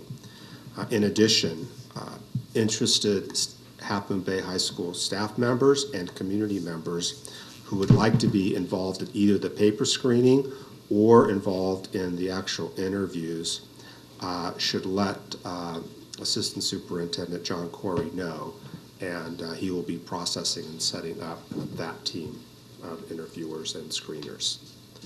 And then I have two quick things. First off, I want to take an opportunity to give a quick update on our Measure S projects. They are progressing. We've received our CDPs, our coastal development permits for the Cunha Gymnasium, the hatch modernization, and the new Pilarcitos campus projects. Full sets of plans for the gymnasium have submitted to DSA. We've gotten feedback on 2 of the 4 different departments that provide us feedback, so which came back without a lot of additional work, but we're still in that process. And the interim housing plans for Hatch and Pilarcitos have also been submitted. The Pilarcitos interim housing plan has been approved, and the Hatch we have not yet received, and we know that there's going to be quite a delay in us receiving that information, which I'll get to in a moment. The actual project plans for Hatch and Pilarcitos will be sent within a few weeks, as we're still finalizing some details in those projects with our architect and lease-back builder. But due to this unanticipated delay in DSA processing, we also received a delay by PG&E, which is going to take us into late summer at the minimum, for the temporary power infrastructure to power the interim housing. So we will not meet a timeline of being able to move teachers into the interim housing during the summer. So therefore, that's been pushed back to the winter break. However, the lease-back contractor is developing a plan where we believe we really won't lose overall time, and we'll have everything completed by the time students come back in the fall of 2016. And teachers will be in new classrooms, new parking lots and pathways through the and a new street coming through here, and a new campus for Pilarcitos will all be right there. And then we're also finalizing our lease-back documents with our builder for all 3 projects. And then the governor released his May budget revision from his January preliminary budget today. I was not had the opportunity to listen to that live because I was otherwise being entertained with other work here in the district. But the initial information that I've read is very positive for school districts. Among the highlights are an increase of $3.1 billion under Proposition 98 in the current year, and $2.7 billion for next year compared to what was proposed in January. Prop 98 is the education side of the budget, so that's just for K through community college budgets. An increase of $2.1 million in LCFF gap closure for 2015-16 on top of $4 billion that was allocated in January. Together, that represents a 53% closure of the current LCF gap in funding, which we all heard was an 8 to 11 year, and we've already made tremendous progress on it. With the economy keeps booming, we may close this gap much, much sooner than that. I was hoping that if we could get to the 8 years, it may be even sooner than that. And then there was also $150 million was allocated for career technical education. This will be very beneficial to some efforts that we have in partnership with the community college district to return adult education, career technical education opportunities here to the coast side, which will also present an opportunity that we're negotiating with the community college district to help us partner with the construction of Pilarcitos as well. And this is an instrumental part of the ongoing state funding to support this program.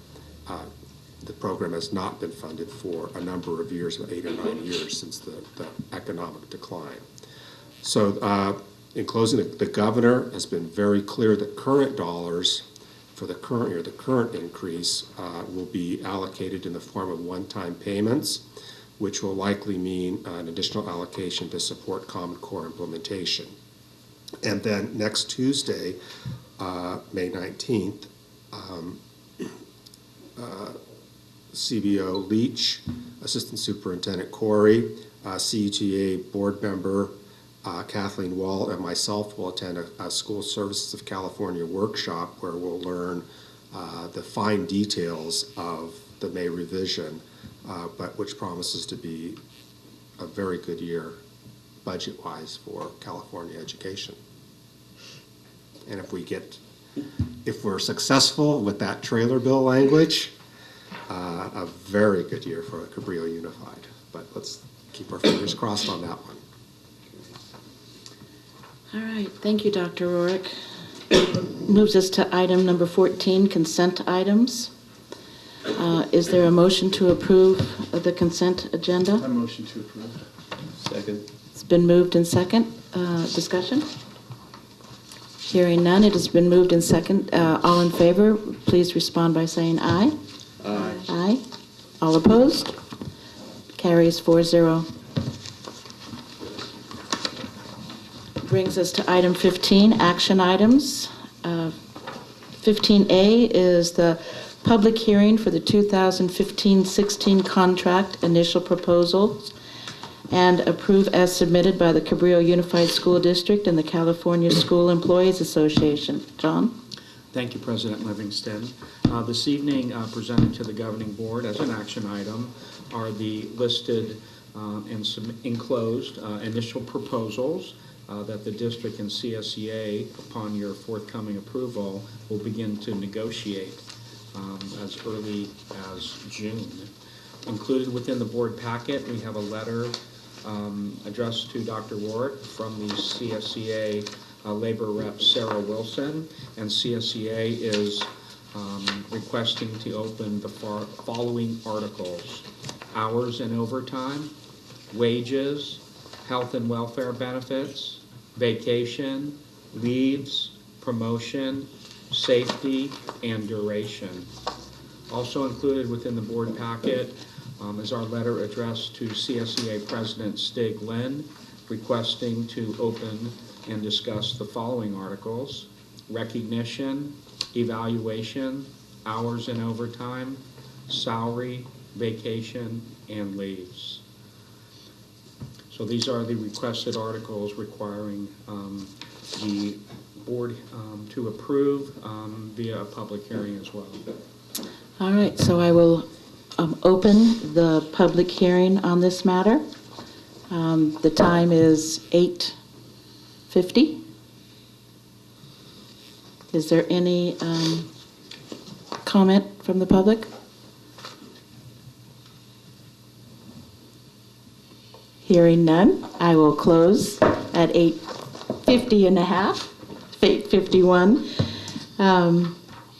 the public comments. This is an item voted, is there a motion to approve? A motion to approve. And a second? Second. It has been moved, discussion? It has been moved in second. All in favor, please respond by saying aye. Aye. Opposed? The motion carries 4-0. Brings us to action item 15B, approve a new strategic plan. Dr. Rorick? I just want to take a moment to reflect on the work that's been done here. It's been tremendous, tremendous process and involvement, active involvement by our governing board representatives, Livingston and McCammett. As the governing board knows, last year was a data collection year, and this year was a year to put together a plan under the facilitation of the San Mateo County Office of Education. The plan, the draft plan, was brought to the governing board on February 12th.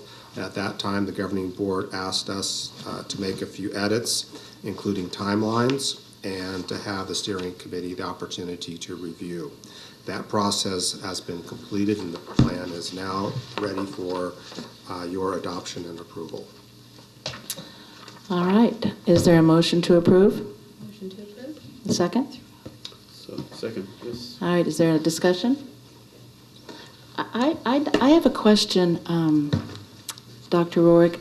There are timelines in there, and how set in concrete are they? I mean, there's one timeline that the action group is set up for 30 days within adoption, that the action group needs to be set up. But, I mean, that means June 14th.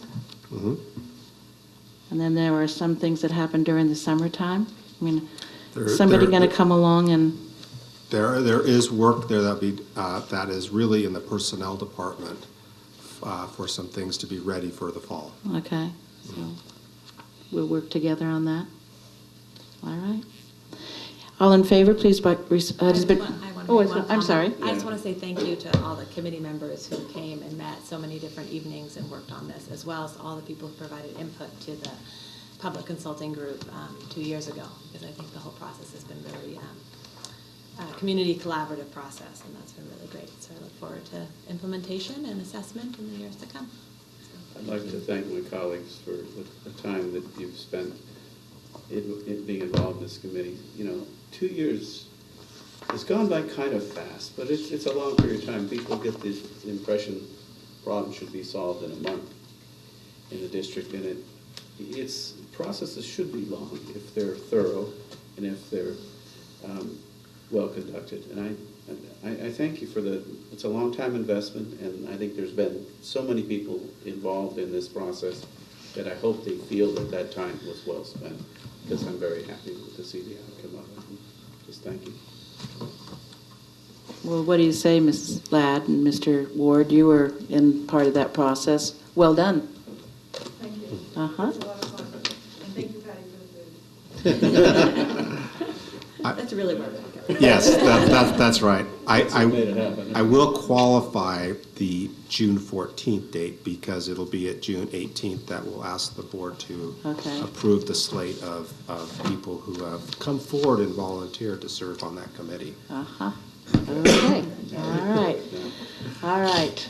It has been moved and seconded. All in favor, please respond by saying aye. Aye. All opposed? Carries 4-0. Moving on, action item 15C, to approve a contract with LSA Associates for California Environmental Quality Act consulting services. So once again, this is a Measure S project, which is the Half Moon Bay High School football field turf replacement and installation of certain track and field elements, including bringing up to current America with Disabilities Act compliance as defined by state of California and the federal government, and as monitored by DSA, Department of State Architects. This project originally started out as just an intent to do a couple of minor modifications to the not the track itself, but to the infield, the end zone areas, I should say, the outer end zone areas of the football field, to add certain elements and to put a new turf on there. But as we got deeper into the process, we understood there were some ADA issues, and we also understood that as a result, some of these may require us to do some pretty complicated ramping and retaining wall structures, especially if the pathway completely around the perimeter needs to be constructed. And so therefore, we have used LSA Associates for the work on Hatch, for the work on Pilarcitos, for the work on the Cunha Gymnasium. And so we would like to continue that consulting relationship and have them do a full EIR on this project for the board to be able to then finally approve and move forward with the project, hopefully approving a bid award about this time next year. All right. So, Tony, will that involve the decision on the kind of turf replacement we're going to do, artificial turf replacement? Has that been settled in any way? The current plan is to replace the turf and put in artificial turf. But if you're referring to the ongoing concern, I'm not sure if it's controversy, because the science certainly isn't solid on it, regarding recycled materials.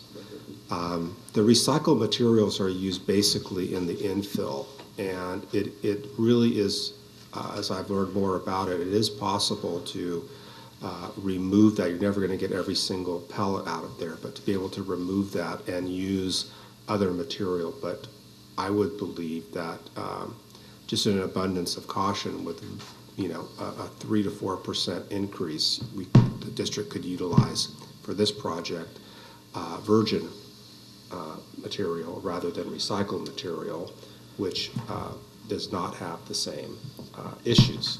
The issues with the recycled material is that it comes from tires, and tires are, it's not just rubber. I mean, there's a lot of other components to those as well.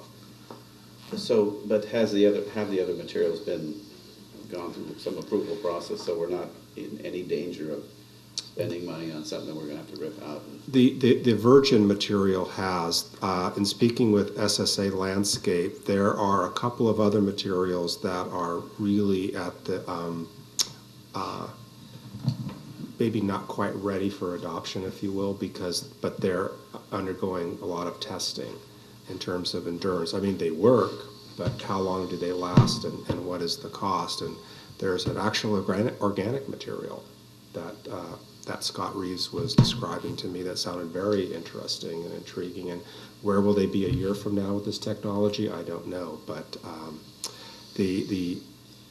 probably the most prudent decision, if we were making it tonight, would be to go with a virgin material.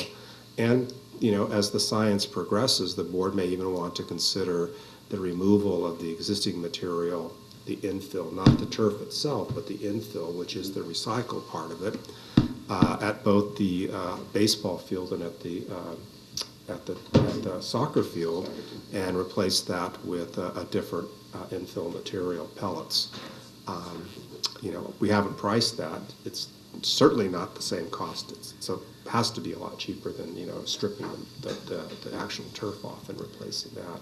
Right, and the idea of being able to reuse tires, which just don't really have any use, it seemed like such a great idea, but and maybe it can actually be vindicated through proper analysis. Yeah.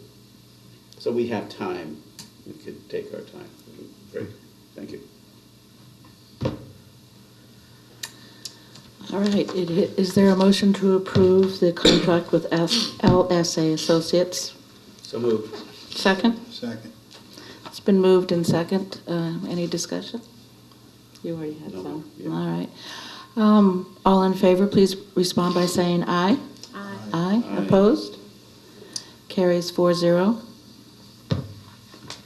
Leads us to item D, approve a resolution directing the San Mateo County Chief Elections Officer to conduct any election between 2015 through 2017 for the Cabrillo Unified School District wholly by mail. Dr. Rourke? This is an interesting pilot program that the state legislature, signed by the governor, has provided for counties to experiment with mail-only voting.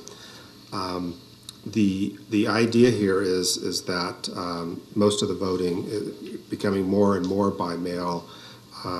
Anyway, I think the last election held was 77% participated by mail. So this action is really mostly symbolic. However, it may actually come into play for the district. The only election that the governing board during this time period currently has any intention of participating in would be the November 2016 general election, which is also a presidential election for board members. There aren't any other parcel taxes or anything else, on the horizon. All we know is that the November 2015 date has been selected. The other two have not been selected. But the safety blanket here is that if the board did not pass the resolution and then later put on a ballot measure, or even for the general election, and we're the only entity that did not approve this resolution, city, governments, etc., fire districts, then they would bear nearly 100% of the cost of the polling places, which would be considerable. In a general election, even though there are increased costs for postage, for example, because you're bearing the actual costs of the election, you would be doing so and sharing that with the propositions, with the county seats, with the governors, with the presidential, federal, however many California propositions and county propositions and fire boards, et cetera. That's a big ballot. So there's very, very little financial impact and should be an overall savings to the district. So really it's a symbolic measure, but at the same time it's aligned with the direction in the county. The county's certainly government is going in this direction, and to just look at being part of a more progressive way of participating in the democratic process. All right, this item is a roll call vote, so I'm going to ask for a motion to approve. So moved. And a second? Second. And anybody want to discuss? It's interesting. So I did have several questions that Dr. Orr could clarify. From what I was reading, there was a warning about if you didn't go this way, it was going to cost you a lot of money. But I was concerned about the fact that the voter registration list, the addresses are there's such a large percentage that are bad addresses that if you are paying for the postage up front for this, there's a lot of money just going to nothing to get back. Get your ballots, get these ballots, these nexes from the postal thing. However, it looks like it has the potential to save money, and it's although there's people that were employed to carry out the work in polling places, so it has some trade-offs that were not represented in the paperwork. But I think my questions are satisfied. Yeah, I feel the same way. I mean, I feel like it's a great part of democracy is going to the poll. And there's, I don't feel like it's my purview as a school board member to alter that. I don't feel I have the capacity to vote in a way that carries the word of represents our district in a way, for that pillar of democracy. So at this point, I don't feel I can support it. But see, the problem is, as I understand it now, if we don't support it, then the election that we will have to conduct in 2 more years is going to be extremely costly. We're the lone wolf. So. They do still provide some polling places, so people choose to vote. Well, that's my question. Will there be polling places? There'll be one in each. There will be one in each on the coast side. On the coast side. However, the coast side can request additional ones. It is in the purview of the county elections board to approve multiple ones. They would just have to. That request would have to come. And I think, too, the intent of the state legislation is to try and increase voter turnout. I think that the intent of the pilot program is to say, how can we make it easier for people to cast their ballots? And for some people, it's easy to go to your neighborhood polling place. For other people who have to leave early for work or get kids someplace and then aren't there, it's hard to get back in time. So this intent was, I think, to say you can mail it in ahead of time, you can return it to any polling place, trying to create lots of different options that are just more viable. I mean, you can still do that now. You can have an absentee ballot, but you have to actually request an absentee ballot in order to do that. So this creates more of a presumption on that. And some states are going completely that way. I think Oregon is completely by mail now. Yeah.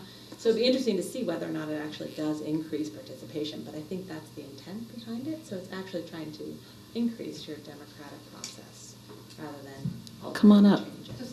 Oh, come to the microphone. Come on. There's a comment. Okay. Could you identify yourself?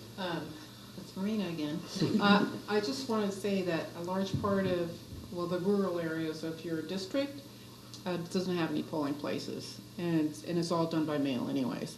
We do have I'm one of them, we do have the option of going to a polling place anywhere in the county to cast our ballot, and it's just to let you know. It's so much easier, and we've never missed any elections, ever. Thank you for that input. Thank you. All right, so it has been moved and second, and it's a roll call vote. So, Kurt Reamer? Aye. Michael Ahern? Aye. Swayed reluctantly. Freya McCammett? Aye. Kate Livingston? Aye. And Rob Papalardo is absent tonight, so it carries by a vote of 4-0. All right, that brings us to the 15E, which is the classified personnel report, and I asked for this to be pulled from the consent agenda. I am specifically would like to have a discussion about the approval for a job description for migrant services coordinator, and I just had a couple of questions about it. So, Mr. Corey, I can direct them to you, and I want to just make very clear that it is not the person. It is not the person at all, but it's the process of, is this a new position? We have not had a coordinator for migrant services before? That's correct. Okay. And it's been created because? It has been created based on the recommendation from the Migrant Regional Office that they are seeing, as we internally see, including program administrative management, that we see the need to elevate the position to a coordinator position. So it's coming from outside the district. Yeah. I don't know if it would be helpful, President Livingston, just very quickly, just to talk about, well, it is coming externally, but Dr. Shuck serves as the supervisor of the migrant program. Mm-hmm. So through our reclassification process, which may help explain the process as well, that is the recommendation specifically from the regional director's office to elevate this position to a coordinator position. Would it need to be posted? This is actually a reclassification of a current position to a coordinator position. Okay, so then the current position of specialist is eliminated. It would not be officially taken off the book, but it would transition to this coordinator position. It would no longer be filled. It would no longer be filled. That's what you're saying? Correct. But it would still exist. Yes. Okay, so so the posting is not, you're saying the posting is not a necessary item? Correct. Okay. And has CSEA been involved in this process? Yes, they have. And actually, the reclassification process is included within our negotiated agreement with CSEA. It's actually a standalone, separate article. This reclassification request was district initiated. The contract specifies the opportunity for an employee who believes they're working out of class to initiate a reclassification request, or to have a district initiated from their supervisor to initiate that reclassification request. So that request came from Dr. Shuck, who serves as the supervisor. Subsequent to that meeting with myself to review specifically what are the essential job duties that would be different, I then met with CSEA President Steg Lin, who supported the reclassification request as well. So that's the official negotiated process that I think it's important for the board to know was followed, as it has been followed in the past. So this is the procedure that is followed for a reclassification. Well, that was my question, is how did this come to be, and the coordinator, and I know that you've had this under your supervision for all these years. So, and aren't we lucky to have Rosalva Segura? I mean, what an outstanding employee and asset to our district. And also an employee who's been reclassified before.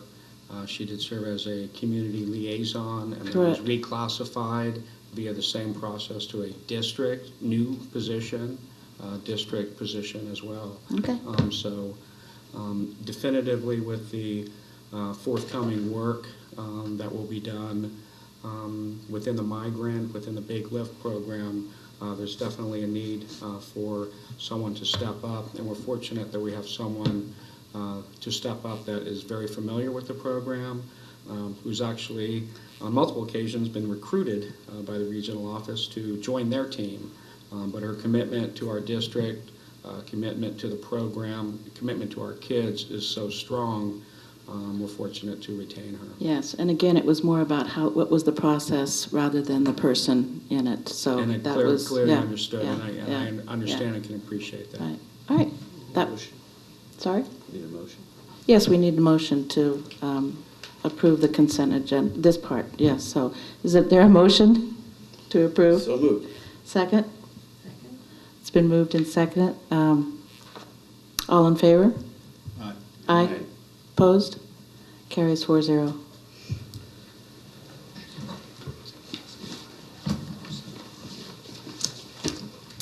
That brings us to item 16, future board agenda items. We're going to approve the local control accountability plan, adopt a budget, policy maintenance updates, quarterly report on the Williams Uniform Complaints Act, and receive updates on Common Core. And I'm not going to go into number 17, but you can read that on your own. It is future dates. It's a busy district. All right, I'm going to call a close to the open session as we are going to return to closed session. So at 9:14, Yes. meeting adjourned.